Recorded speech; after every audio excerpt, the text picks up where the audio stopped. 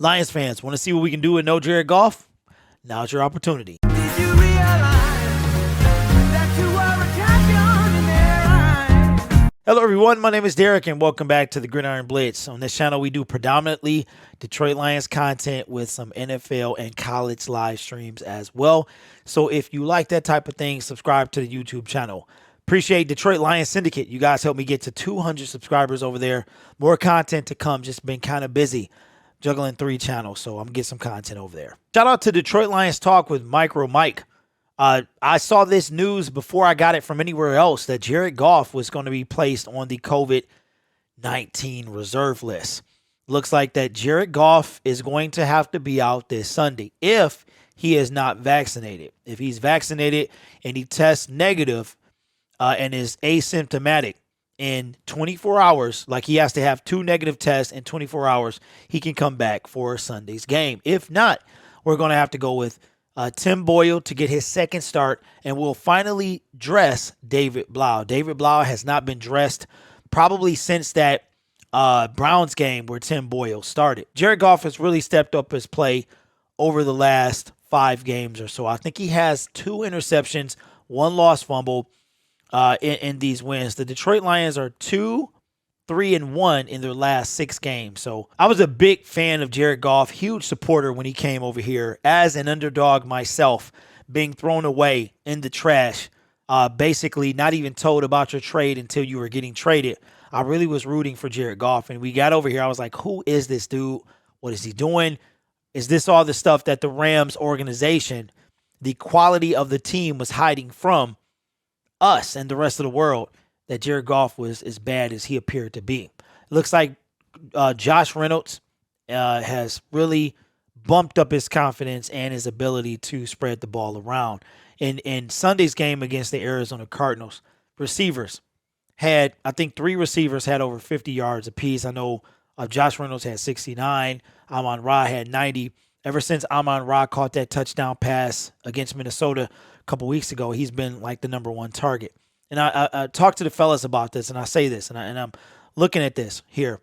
DeAndre Swift being hurt, TJ Hockenson being out, it may be a blessing in disguise. And while I wish no injury and no ill will upon any man, him being out has forced Dan Campbell and the offense to do something different. DeAndre Swift, while not the breakaway running back that we might have seen in Barry Sanders or on a different team, he can run out the backfield. But what they tend to do, he was our leading receiver. It's swapped between him and TJ Hockenson. But now Josh Reynolds, in like 4 or 5 games with 3 games to go, he has come up, and I wouldn't be surprised if, with no TJ Hockenson being shut down for the rest of the year, DeAndre Swift possibly being shut down for the rest of the year, that Josh Reynolds could come up and take that at the end of the year, being our #1 receiving target. It was kind of funny to me as I'm watching the game yesterday, for all the ragging that we've done on Jared Goff.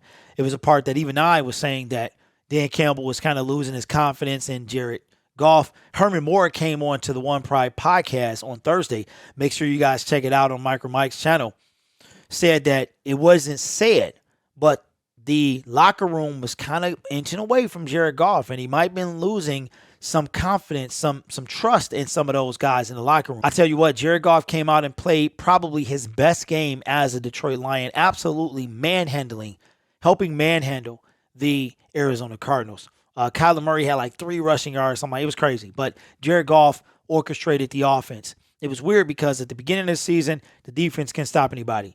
The middle of the season, the offense can score. Now they're both kind of clicking. And with 3 games left, we've already got 2 wins. Could we get 3, 4, maybe 5? Finish the season strong? Because you imagine, even if we finish 4-12-1, I mean, who would have thought that we would go, win that many games, being 0-10-1, and still in the playoffs in like week 12. That's insane. But Jared Goff, man, when he went down in the game, the Lions fans, I mean, like, I found myself holding my breath. Like, my heart had kind of slowed down, and when he came back, Ford Field was cheering because Jared Goff is our quarterback, man. That's how it is. We've seen David Blau, we've seen Tim Boyle, and that was awful.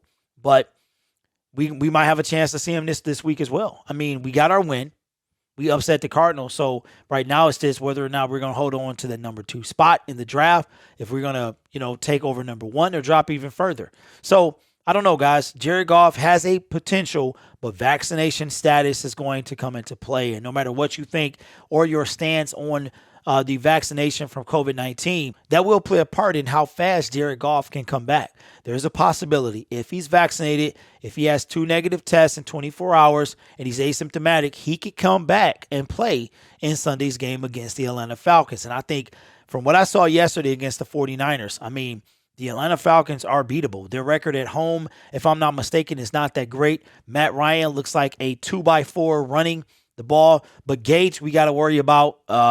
Kyle Pitts, the 4th overall pick, we got to worry about. So the Lions, man, literally, with 3 games left, we beat one of the best teams in the National Football League. We can literally beat anybody. I mean, chest is poked out. We beat this team with straight TLC, bro. T-Boss, Chili. Shout out to Left Eye, man. We beat this team with TLC, scrubs all the way around. But these guys showed up, played out, bought out for Dan Campbell. So let me know in the comments below. How do you feel about Jared Goff potentially missing this game due to COVID-19 against the Atlanta Falcons? My name is Derek. This is the Gridiron Blitz. Thank you guys so much for 23K on this channel and 200 on Detroit Lions Syndicate. More to come during the offseason. We're going to wrap this thing up, man. Shout out to all you guys. I appreciate you. I wouldn't be here without you. Thank you guys so much. Have a great day. And as always, go Lions. Next year, shaping up to be pretty good.